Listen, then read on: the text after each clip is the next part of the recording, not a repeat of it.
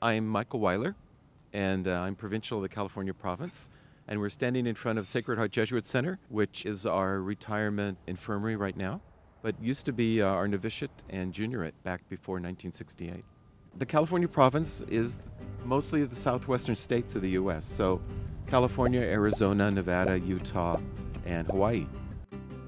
All the work that the Society does, high schools, universities, parishes, none of that work is done alone. I mean, all of that work is done by people who support our work by their own work and by their financial resources. So none of what we do could happen without the support of lots of generous people. A big part, maybe the primary part of my responsibility is to speak with every Jesuit in the province, including younger men who are studying in other parts of the U.S.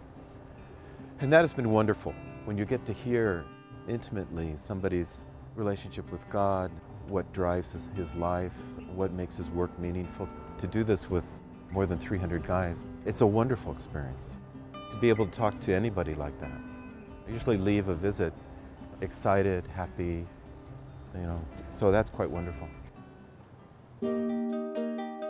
We find ourselves in California at a crossroads in the world. We have an enormous immigrant population and an increasing population of poor people. And we also have the largest prison population in the United States.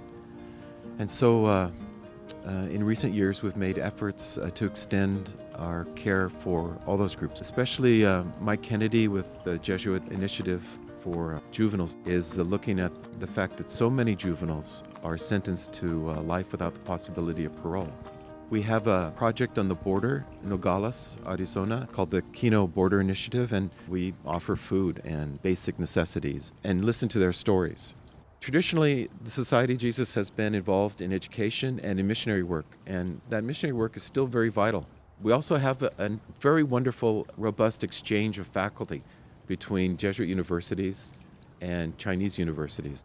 We have scholars coming here to do sabbaticals and do research, and we have an exchange of faculty going to the Chinese universities to lecture. And what they want to hear about is theology.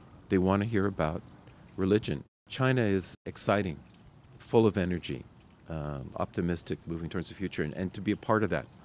It's wonderful that we're engaged in such things. We're a place where there is no hope, and then a little light comes into it, and it's a wonderful thing.